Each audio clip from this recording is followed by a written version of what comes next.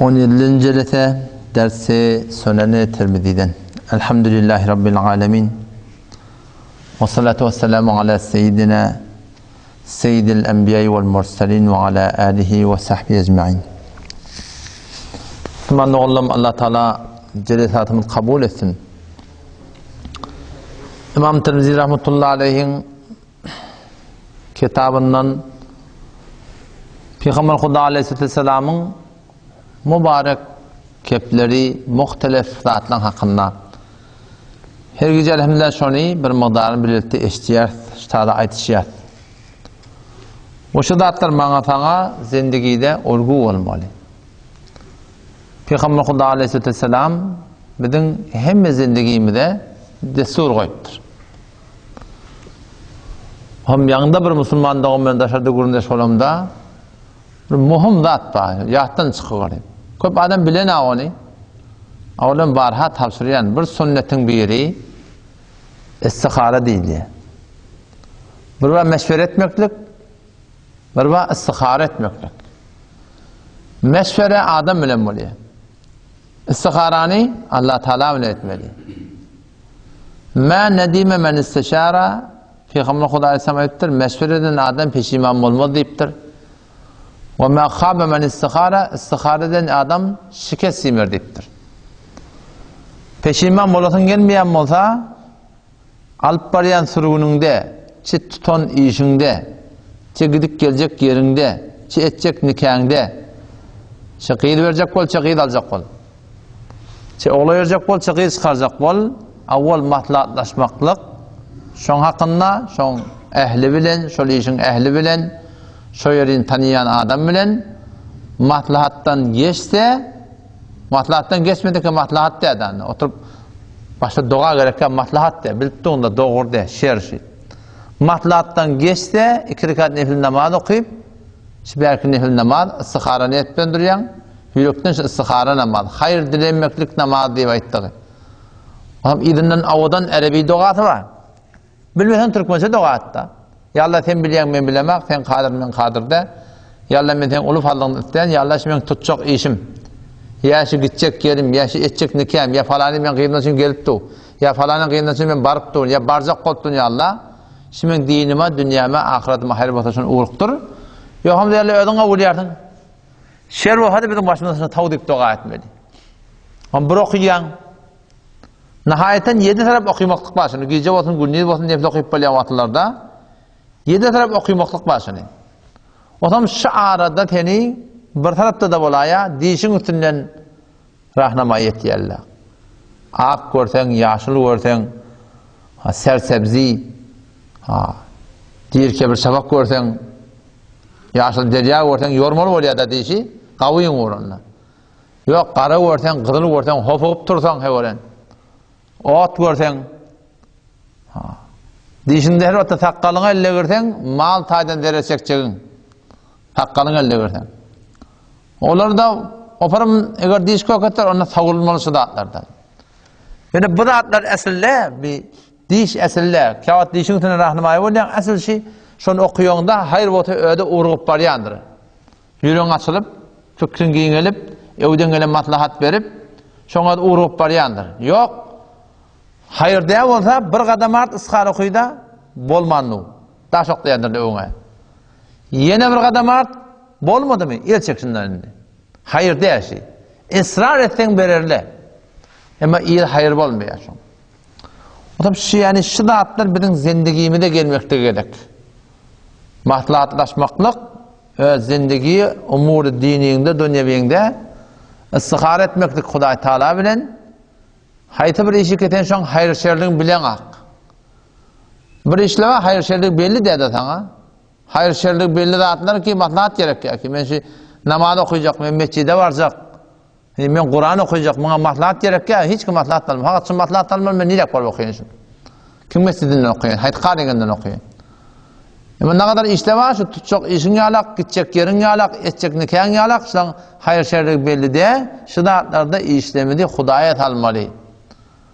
O zaman eğer Hudayet almasan neymiş, tadı başına bela geliyor. O zaman yiğiten kaçıptın da men neyim ettim ben deyip. Eden işin yok, Peygamberin sünnetine tersiptir. فَلْيَحْذَرِ الَّذ۪ينَ يُخَالِفُونَ عَنْ أَمْرِهِ اَنْ تُصِيبَهُمْ فِتْنَةٌ اَوْ يُصِيبَهُمْ بِعَذَابٍ أَلِيمٍ فَلْيَحْذَرِ الَّذ۪ينَ يُخَالِفُونَ عَنْ أَمْرِهِ Korkun oları ki Peygamberin sünnetine terti yaşayanlar en tusibahum fitnetun başlarına bela gelir diye Allah Teala. Ne mi direkli? Allah'ın Habibinin sünnetine bir terti yaşaptır. Başına bela geliyor. O yanı dost olanın ağatı neftisiptir. Ne kadar zahmet, ödeki bir zahmet. Doğan kardeş bilen bir masana kit, teherana kit, ona kit, muha kit, emine sedamali, bardat. Ne mi şey muttur şu? O sünnet bağda şu, sünnet bağ. Şu sünneti rahat etmeyaptır. Sünnet bağ, su şek bolanda sünnet bağ. Su şek bolanda oturup içmeli. İçmeyken Bismillah demeli. Başta şimdi bir şeyle ağzını alıp bir mezmeze yapar. Şimdi yazık. Bir ağzını alıp mezmeze et diyen şunu. Neymiş? Şayet yamanlık edip başta bırak verirler olsun. Toyda bir yeri yamanlık edip hemen falan edip şayet versin belde. Şimdi bir mezmeze etmeli. Suğu işi suğu tanrıkka vermeli. İkinciye de kârrâ içmeli. Nefeste her öte ağzında divanı kenara çekmeli. Nefes çekmeli ağzında bir taraf. Şu aşı en solindat uğrayanlar ahi. Çünkü olakon sebebi su içip ağrıda nefes çekmesilikten geliyor diyor. Su içmeli, dağıtmalı, nefes çekmeli. Yamaçlardan içmeli, ganimet ahırlarına ertiyan da divanı. Yine kenara çekmeli, o zaman yine nefes çekmeli. Üçüncüye de ahırına göndermeli. Peygamberimiz hem hücrek olur deyiptir, hem kanı artanır deyiptir. Şimdi şu Müslüman doğan şu sünneti o takdir bir ahullarda aytmaptır. Şol Vehhabiyetten yetecek deyip millete Vehhabiyetten yettir. Baba sen sünnetlerden yettir seni. Radyodan bername koydular 25 yıllar. Vehhabiyetten yettir. O ne bilmirdim ki. Poştu iş yapıyor ki. Ben şu İslam'tan yetmem şu Vehhabiyetten yetmem. Ne mi karşın derdim. Şu şey derdim. Zor Vehhabiyetten yettir. Şu ne şey derdim. O Salih haftadı se haftat çar. Ben böyle maçta diyor. Şu Vehhabiyetten İslam'tan yetmem derdim ya şu an. İslam tanıyan sen galanın belli, sünnet tanıyan sen bedgat belli kim? O zaman şol halaf-ı sünnet yaşayanlığımız derekli başa bela geliyor. O nereden geldi karşı? Hiç yerden gelen adı yok. Resulullah sallallahu aleyhi ve sellem sünnetine bir terk ediptir. Yaşayışın o zaman başına bela geliyor. Hem mi dağıttı şey daha? Hayatı burada zaten yeme, içme, yatma, oturma. Aslında 24 saat yaşayışımızda hiçbir yağda yok. Şu taada sünnette şuna delil yok olsun, reveş yok olsun. Hiçbir zat yok yani.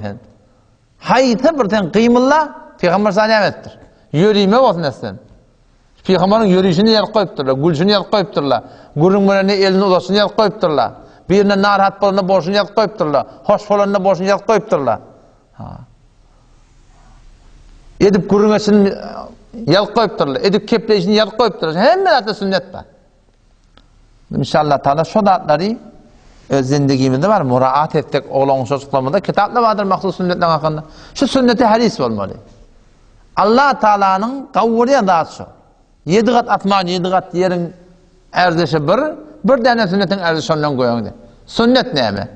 Hayır bir dağıtla sünneti koy demektir gerek. Kavuş giymekte, koynak çıkarmakta. Hem de sünnet var. Sünnetten Huday Teala mutlusu olsun. Bari el diyertim bir de. Bu gece ben beter mevzudan çıkmayın. Her gece eline çıkıp diye kururum. Kurumuz babu ma ca'a fi fadlil fakr. Gariplığın fadileti. Gariplığın derecesi. Gariplik ne mi erzişi var? Dünyamda erzişi yok. Garip olsa ne mi? Garip olsa Hasan sorarlar, 3 aydan sorarlar dedim baktım. Garip olsa 3 aydan sorarlar diye. O öyle yaptır o fakir. Bir vakit millet işte falan öyle yaptır o. Bayağı ölmeyken hem iyi haberli. Palani bir masana ettirdi. Ama yok, dinle böyle de. Dinle etibar erziş imana, ahlaka, namada, namaz zamanında. Şu hakkında Peygamberimiz aydıptır. Hadis geliyor işte. Babu ma ca'anne fuqara, inne fuqara'l muhacirin yedhulunel cennet. Qabla agniyaihim muhacir olup gidiptirler Mekke'den Medine. Bay da var içinde, garip de var içinde. şol garip Mekke'den hicret edip giderler, baylardan övünçe girecek deyiptir. An Ebi Sa'idin radıyallahu anhu kal Resulullah sallallahu aleyhi ve sellem fukara'l muhacirin yedhulunel cennete qabla agniyaihim bi 500 am. Peygamber Huda Aleyhisselam sada aytya, garip muhacirler Allah'ın onu hicret edip giderler ve şolar cennete girecek, baylardan övünçe 500 yıl övünçe deyiptir. Çünkü kull insaniyetin hesap kitabı erti kıyamet günü bir günde olacak. Oşa bir günde neçe olacak? 1000 yıl bizim hesabımızdan olacak. Yarım gün neçe oluyor? 500 oluyor. Ama şolar baştaki baylardan, dağıtlardan ki baylar da imanlı geçiptir. Muhacir, garipler de iman geçiptir. İmanlı geçiptir. Muhacir yöne olur hesap kitabın zaten meşgul olup onlardan giyecek alacak diye 500 yıllık yol. An Enes radıyallahu anhu enne Resulullah sallallahu aleyhi ve sellem kal Allahümme ahyini miskine ve amitni miskine ve ahşurni fi zumretil mesakine yevmel kıyame. Hazreti Enes radıyallahu anh Peygamber Huda aleyhisselamın duasına ettirdi. Peygamber Huda aleyhisselam dua ediptir, ya Allah ahyini miskine, beni şi garipler bilen bir mali tadan yağda yok adamlar bilen zindagimi koy. Ve amitni miskine, ölmeli vatandaşı garipler bilen öleyin ya Rabbi.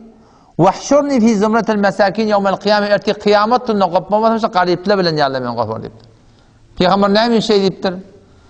Şonki gariplikte bir tevazu var, bir inkisar var, bir pesperlik boluyor. Peygamber şonu gavur ya. Ol avvalki hadislerde geçti. Peygamber Huda aleyhisselam Allah Teala şi Betha Mekke'nin bir mekanının adı şonu gıdıl edeyim mi diyenine Peygamber ne mi deyiptir? Ya Allah ben bir gün dok bolup bir gün as olanım gavur yani. Dok gün ben sana şükrederim, as olsam da ne mi sana yalvarırım deyiptir. Gariplikte yalvarmaklık var, sığınmaklık var. Ha. Bir namaz var, hacet namaz deyip bir namaz var şu an. İki rekat nefil namaz o da. Mahlus Peygamberimiz öğretiptir hacet namaz deyip. O zaman şöyle adamlar gereği olanına kavu namaz okuyor. Hacet namaz okuyup dile etmeli. İki rekat nefil namaz okuyan, salam verenden sonra idinne avadan duası var. La ilahe illallahul halimul kerim, subhanallahi rabbil arşil azim. Velhamdülillahi Rabbil alemin. Es'eluke mevcibati rahmetik ve azaimi mağfiretik vel ganimete min kulli birrin ve selamete min kulli ismin. La ted'a li zemmen illa gafarta ve la hemmen illa ferreşte ve la haceten hiye leke ridan illa kadayte ya erhamer rahimin deyip şu duanı okuyan. O zaman Allah Teala'nın tarifini edip, Peygamber salavat edip öz hacetini aytmışlardı. Hacetini aytmalı. Bağışta yanlıştım şeyde o da. Namaz okuyup salam veren sonra Allah'tan tarifini etiyen. Ya Rahman, Ya Kerim, Ya Alim deyip salavatı veriyen, şu duanı okuyan, hacetini aytyan. Peygamberimizin öğretiptir. Ne adamlar sorum da gerek molunda kavu namaz okuyan. Gerek mol hacet namaz okuyan da belki namaz okuyucudan fark etiyor. Adam garip bolsa, dağıt bolsa şol insan Hudaya beter yakınlanmaktan sebep oluyor. Eğer Hudaylıklı insan bolsa. Bir tevili şey ulemalar deyiptir. Peygamber Huda aleyhisselam işte şey garipler bilen yaşayış, garipler bilen ölmeklik, miskinler bilen görden turmaktan dua ediptir. Şol gariplere bir teselli olsun. Kime bada öz bol perslerini pesbilamadın Peygamber de bizi bilen bolmaktan hakkında dua etti deyip şolun hakkında şollara teselli olsun demektir. Fakalet Aişetu radıyallahu anh lime ya Resulallah. Hazreti Aişe radıyallahu anh soruyor ya Resulallah ne mi deyip sen dua ettin? Garipler bilen yaşayın, garipler bilen öleyin, garipler bilen görden turayın. Ona ayette diye Peygamber Huda aleyhisselam kâle innehum yedhulûnel cenne qabli agniyâin bi 40 harifen. Onlar baylardan 40 yıl evunçak miskinler, garip baylardan 40 yıl evunçak cennete girecek dedi. Ya Ayşe'to, Ayşe deyiptir, hiçbir miskini izine kaytarma deyiptir. Velev bir şekilde temre, eğer bir böyle kurma devrimi olsa bir adam geliptir, ihtiyacı olup geliptir, muhtaç olup geliptir, şunu izine kaytarmalardan ya Ayşe, ahibbi el mesakin, miskinleri, garipleri, yoklu adamlar kavvar ve karribihim yakinden şolara, işte şu başarından şolara yakillik et, otur şola bilen yaşayacak ol. O ne mi deyip? Fe innallaha yukarribuki yevmel kıyame. Erti kıyametin Allah Teala öz rahmetini yakillidir deyip. Zaten şola bilen oturup turdan öyle insana hot tevazu gelmekte sebep oluyor. Pesberlik gelmekte sebep oluyor adamlarda. Otan bir şuna kınna. İnniki bab İmam Tirmizi rahmetullahi aleyh babu ma ca fi maişetin nebi sallallahu aleyhi ve sellem Peygamber Huda aleyhisselamın yaşayışının hakkında. İyeri, içeri, günün şoğu ne yaparmıştık Peygamber'in? Birinki alak yaksal doğulu mu? Birinki alak tuyi, bir kaptalla, bir kiteden, iki kiteden, yağ, zati, şu bizim zendigimini görürsen hem de zaten yer oldu. Peygamber'in kadar şıparmıştık.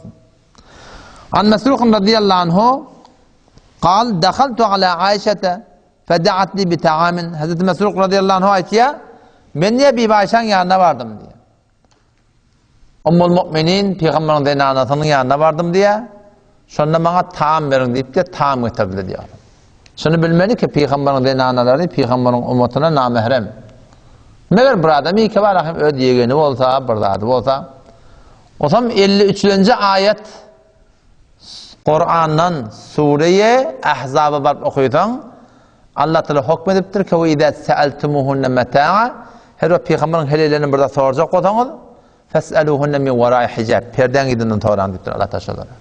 Avval hemen tür girip çıkarlamıştık erkek adamlar helelerin yanına rahat. Şimdi ne yapalım girip çıkıyor şu an? Doktor Khala diyet, Pisar Khala diyet, Doktor Deremme diyet, Pisar Emmu diyet, rahat bir de ati olup duruşu. Zaman cahiliyetten İslam'ın abayılına Peygamber Medine'ye geçip gelenine atıymıştık şu atlaşı. Adamlar girip çıkarmıştık. Mehrem kim, namahrem kim, kavu kim, teleke kim. Bu da adına rahat edilmemiştik. Hazreti Ömer radıyallahu anh'ın bir tane Muvaffakat Hazreti Ömer diye bir kitap var. Muvaffakat. Hazreti Ömer'in aydınına oraya Huday Teala hükmünde diye. Huday Teala son hükmüne oraya muvafık, son düşüncene oraya muvafık, son söyleyişine oraya muvafık Allah Teala hükmünde diye. Muvaffakat Hazreti Ömer adı. 22 ile 23 mevlükte var. Şu 23 yılın içinde ilçeme taraf Peygamberimiz Hazreti Ömer burada diye Peygamberimiz de Allah Teala'nın bana hükmünü edilen et bilmiyor da. Toramş Hazreti Ömer'in aydan ne oluyor? Hazreti Ömer radıyallahu anh üstadı bir kifayettir. Ya Resulallah yedhulu aleykel birru vel facir. Lev emertehunne bil hicab. Ya Resulallah sen yanına kavtelik adam gidip du çon Peygamber'in öyle bir umumi yer olakan takdir diyen yarak bila teşbihi. Her adam gidip du, çıkıp du, gelip du, gidip du.